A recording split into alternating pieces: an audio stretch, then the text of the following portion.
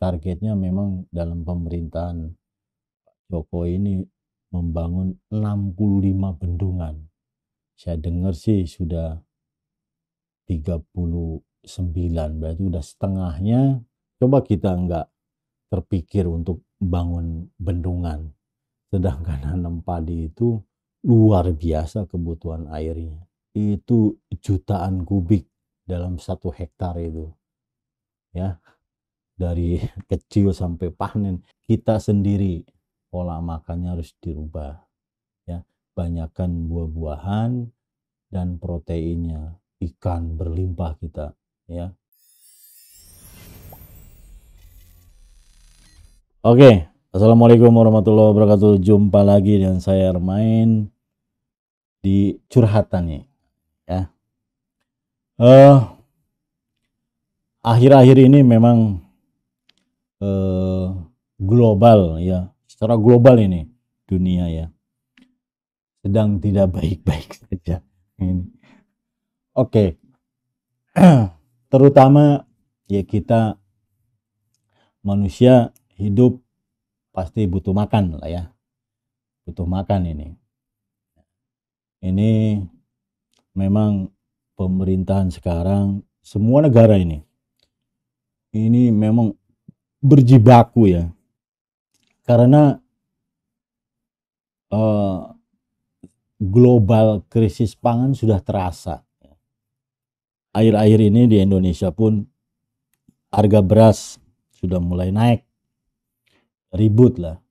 Sebenarnya di sisi yang lain petani senang, ya, petani padi, karena baru akhir-akhir ini petani menjual hasil panennya itu dengan harga yang cukup bagus, ya. Tapi di sisi lain konsumen, ya, seperti kita ini di media sosial ya malah maki-maki pemerintah, ya, bagaimana ini pangan. Nah, tapi sisi lain sebenarnya petani ya senang, ya, apalagi petani padi dari zaman baheula seperti itu, ya, harganya ya seperti itu, ya. Ya mereka nggak ngeluh, nggak demo berjilid-jilid juga petani. Kalau mau demo petani itu gampang, nggak nanam 2 musim 1 tahun, matilah jenengan, ya, nggak ada beras yang untuk masak.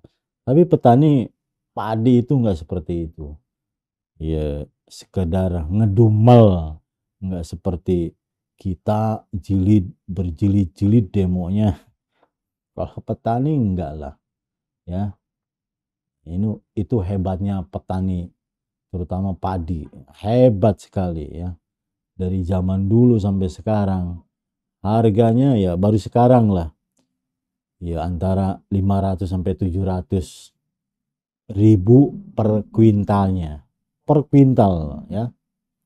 Ya, kalau sekintal gabah kita di rice mill digiling ya mungkin sekitar 50 sampai 55 beras.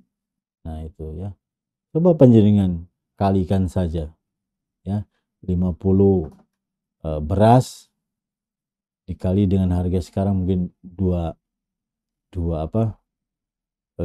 atau 13, ini berapa harganya?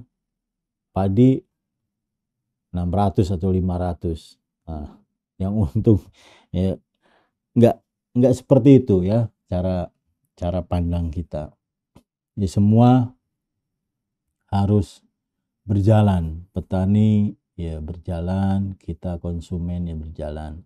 Sebenarnya ini krisis pangan ini bukan hanya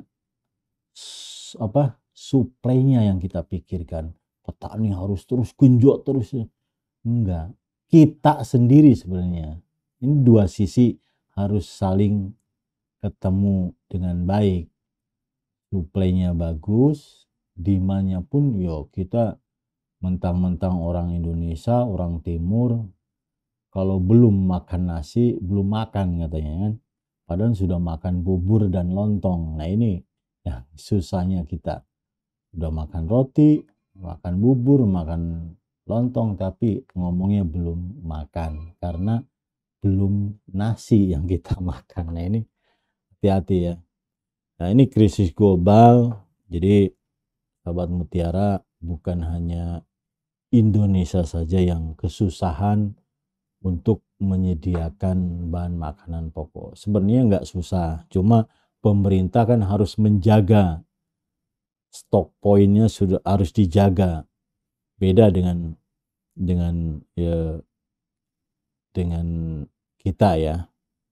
Kita yang penting besok bisa makan. Tapi pemerintah kan harus pikirkan, bulan ini stok poinnya cukup enggak, bulan berikutnya, bulan depannya, 1 tahun ke depan.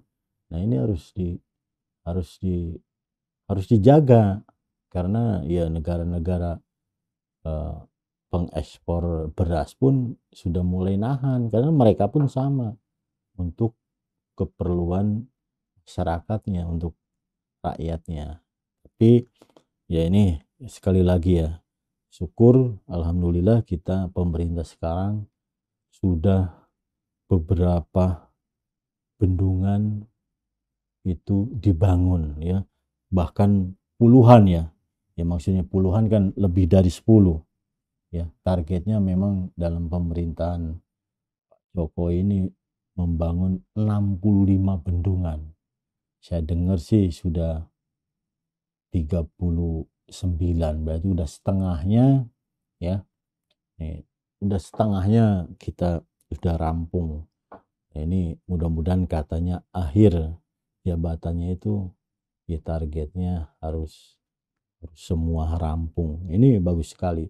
Coba kita nggak terpikir untuk bangun bendungan, sedangkan nanam padi itu luar biasa kebutuhan airnya ya, bukan hanya 1 kubik 2 kubik, itu jutaan kubik dalam 1 hektar itu ya, dari kecil sampai panen. Itu coba bayangkan ya, itu di musim kemarau ya, lain dengan musim penghujan. Nah ini ya krisis global sebenarnya, kita jangan memandang dalam satu sisi saja. Suplainya harus cukup, tapi kita sebagai yang memakannya itu harus dirubah pola pola makannya ya. Ya mungkin tadinya ya satu keluarga 4 atau 5 orang itu ya 5 gelas atau 6 gelas sehari, ya ini harus dipepet dengan apa ya, dengan substitusi yang lain, diversifikasi pangan yang lain ya, atau dengan umbi. Kita kaya dengan umbi-umbian, ubi kayu, ubi jalar ya, tanaman Garut, talas, itu banyak sekali.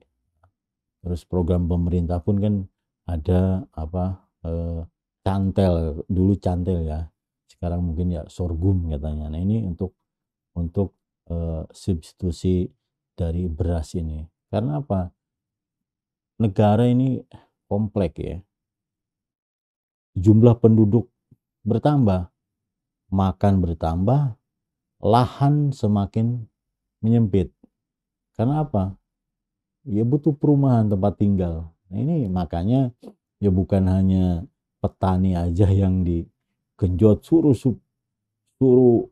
bagus nanamnya, tapi kita sendiri sebagai, sebenarnya kita yang bisa langsung terasa itu dampaknya ya kita sebenarnya, pola makan ya.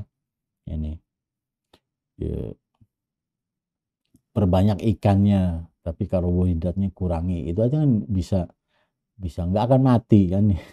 Cuma kadang-kadang ya kitanya aja nggak mau berubah ya. Oke, jadi ya krisis pangan secara global ini memang sudah terasa tahun lalu ya. Ini sampai pemerintah pun wanti-wanti ya. Nah ini syukur-syukurnya program pemerintah mendukung karena membangun beberapa bendungan, ini luar biasa.